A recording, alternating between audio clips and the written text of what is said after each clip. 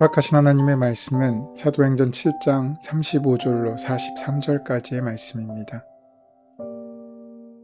그들의 말이 누가 너를 관리와 재판장으로 세웠느냐 하며 거절하던 그 모세를 하나님은 가시나무 떨기 가운데서 보이던 천사의 손으로 관리와 속량하는 자로서 보내셨으니 이 사람이 백성을 인도하여 나오게 하고 애굽과 홍해와 광야에서 40년간 기사와 표적을 행하였느니라.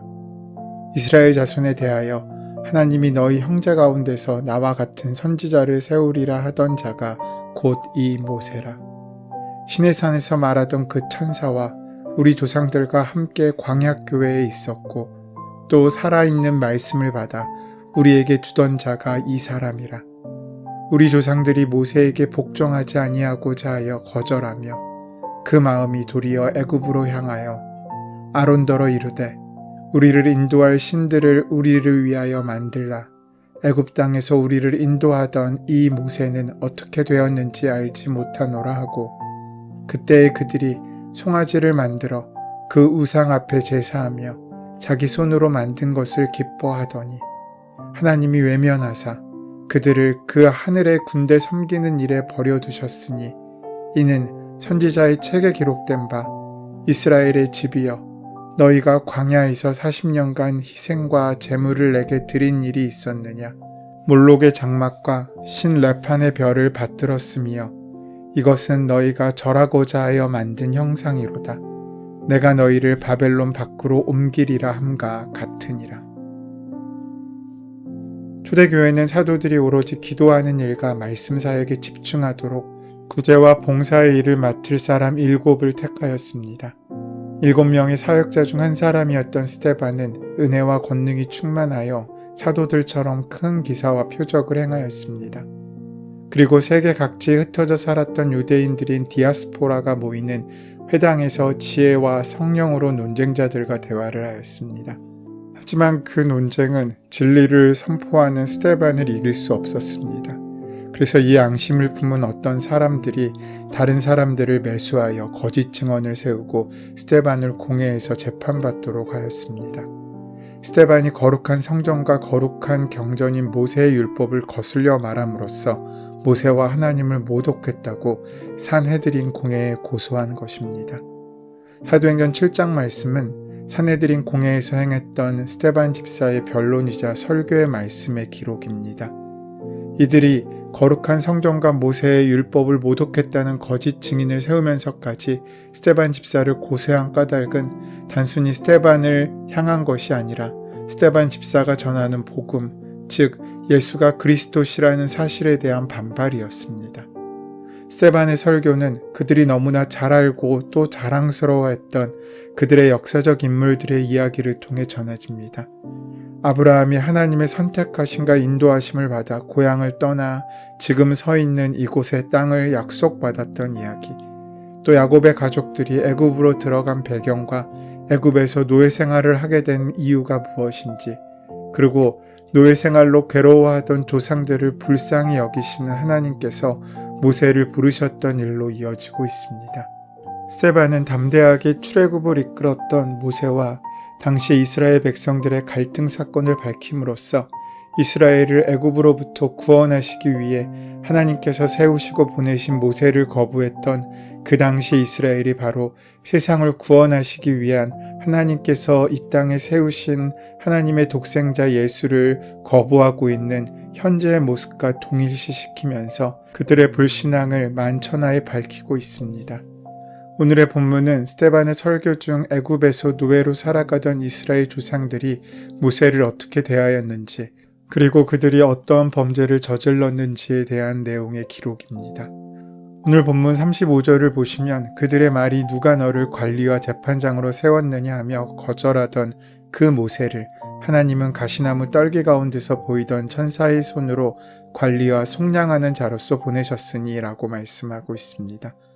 여기서 그들의 말이란 모세를 거절했던 이스라엘 백성의 말입니다. 스데반이 27절에서 누가 너를 관리와 재판장으로 우리를 위해 세웠느냐라고 했던 말을 다시 한번 더 인용하고 있습니다.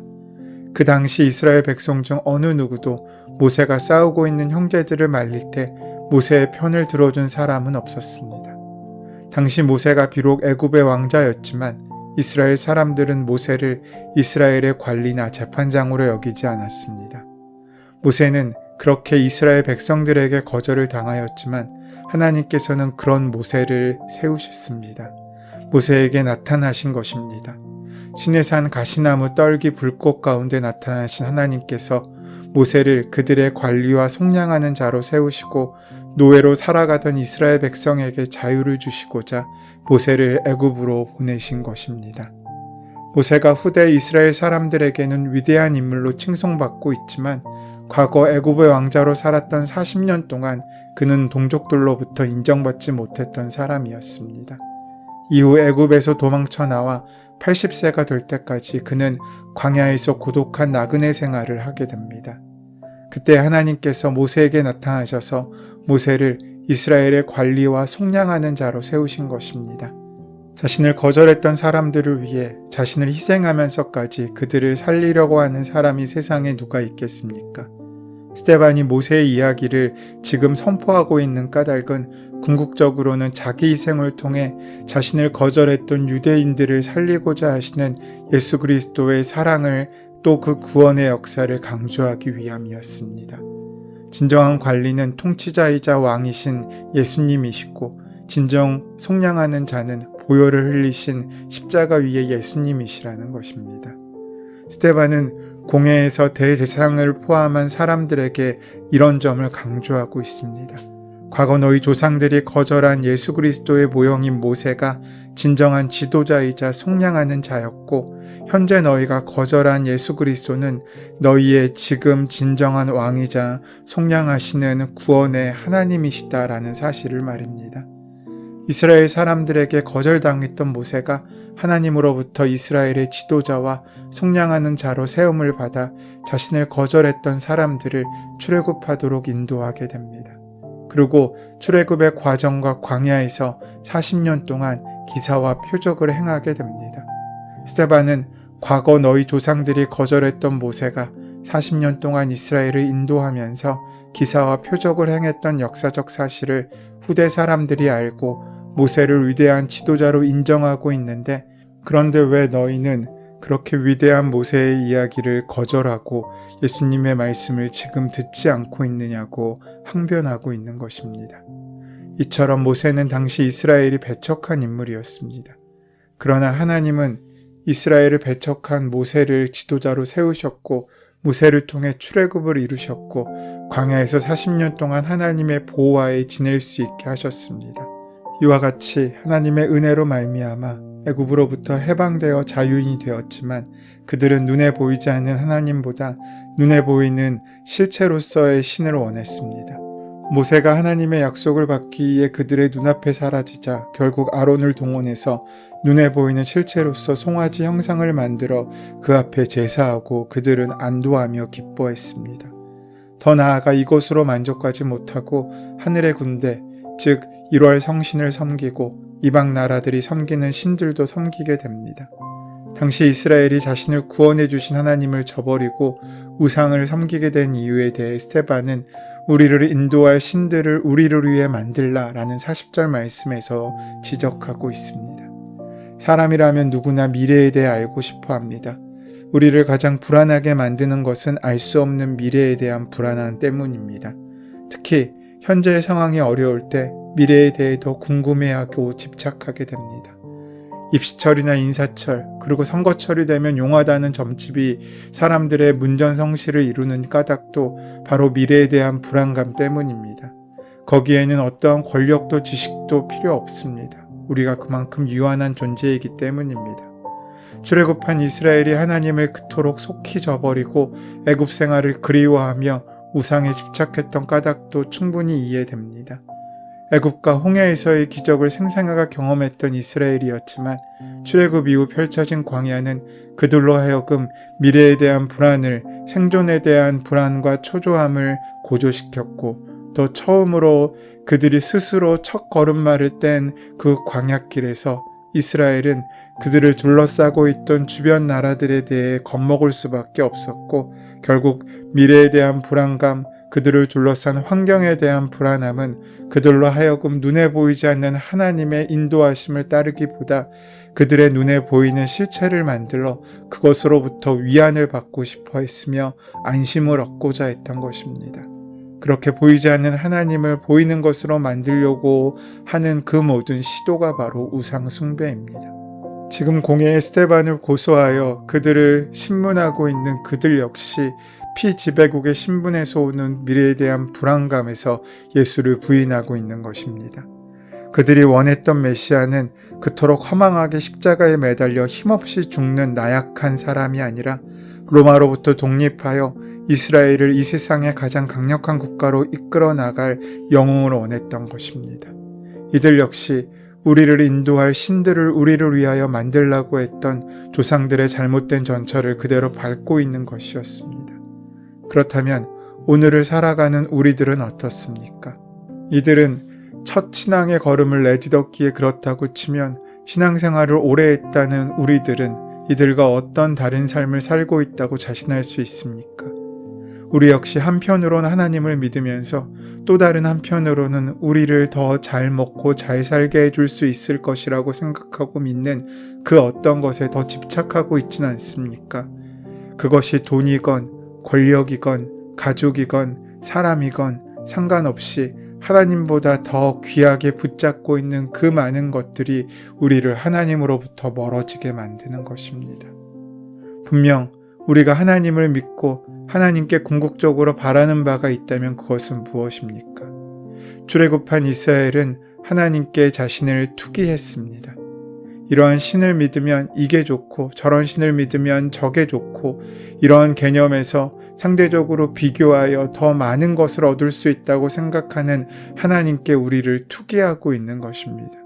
그렇다면 우리는 비정상적인 신앙생활을 하고 있는 것이며 하나님을 저버리고 있는 것입니다. 투자와 투기는 다릅니다. 이익을 추구한다는 점에서는 같지만 그 방법에 있어서 투자는 생산활동을 통해 이익을 추구하지만 투기는 내가 어떠한 생산활동과 거룩한 것을 이루어내는지 그 열매에 관계없이 오직 더 많은 이익만을 추구하고 있는 것입니다. 그래서 투자는 정상적인 행위이지만 투기는 비정상적인 경제행위일 수밖에 없습니다. 그런데 분명 투기가 비정상적이라는 것을 우리는 잘 알고 있으면서 투기에서 벗어나기 힘든 까닭은 그것으로 인하여 더 많은 것을 얻을 수 있다고 생각하기 때문입니다. 어떻게 보면 우리 신앙인들도 투자의 개념이 아니라 투기의 개념으로 하나님을 믿고 있는 것이 아닌지 모르겠습니다. 그렇게 헛된 우상에 투기한 그들은 약속의 땅에 가보지도 못하고 그 광야에서 40년간 방황하다가 허망하게 죽게 됩니다. 출애굽 1세대 가운데 정상적으로 하나님을 믿었던 모세와 같은 사람들만, 또 그 모세조차도 결국에는 가나안에 들어가지 못하고 오직 여호수아와 갈렙만이 출애굽 2세대의 대열에 앞장서서 약속의 땅에 들어가게 됩니다. 우상들의 투기를 한 이스라엘에게 하나님께서는 어떻게 반응하셨는지 스데반 집사는 42절에서 하나님이 외면하사 그들을 그 하늘의 군대 섬기는 일에 버려두셨으니 라고 증언하고 있습니다. 사랑하는 사람에 대한 질투는 상대방에 대한 사랑의 또 다른 표현이라고도 할 수 있습니다. 하나님께서는 당신 스스로를 질투하신 하나님이라고 말씀하셨습니다. 질투가 없다면 더 이상 사랑일 수 없습니다. 그런데 그 질투하신 하나님께서 이스라엘이 우상을 섬기도록 외면하셨다는 것은 더 이상 이스라엘에 대한 관심을 갖지 않겠다는 말씀입니다. 사랑의 회초리라는 표현이 있듯이 부모가 자녀를, 스승이 제자를 훈계하는 까닭은 그들을 사랑하기 때문입니다. 사랑하기 때문에 혼내는 것입니다. 하지만 더 이상 간섭하지도 화를 내지도 혼내지도 않는다면 그것은 문제입니다. 사랑의 반대말은 질투가 아니라 무관심이기 때문입니다. 혹시 내가 신앙적으로 잘못된 삶을 살고 있음에도 세상적으로 잘 먹고 잘 살고 있다면 이것은 하나님께서 주신 복이 아니라 하나님께서 주신 가장 큰 재앙이자 형벌입니다. 하나님께서는 우리를 사랑하시기에 우리를 내버려 두지 않으십니다. 우리를 사랑하시기에 배신했음에도 불구하고 예수님을 보내주셨던 것처럼 우리에 대해서 귀한 은혜와 사랑을 갖고 있으시기에 우리를 질책하시고 때로는 징계하시는 것입니다. 그러므로 오늘 하루 그 질책과 징계 가운데 구원하신 주님의 손을 붙잡고 살아가는 귀한 은혜가 함께하게 되시기를 소원하고 축원합니다. 은혜의 주님, 우리도 광약교회의 성도가 되어 아무것도 보이지 않는 세상 가운데 오직 하나님만 바라보며 희생과 섬김으로 하나님의 구원을 이루는 주님의 도구가 될 수 있도록 인도하여 주시옵소서. 예수님의 이름으로 기도드립니다. 아멘. 이제 오늘 이 아침 우리에게 허락하신 본문의 말씀이 오늘 나에게 주시는 말씀으로 만나지기 위하여 본문의 말씀을 깊이 묵상하시고 함께 기도하는 시간 갖도록 하겠습니다. 함께 기도합니다.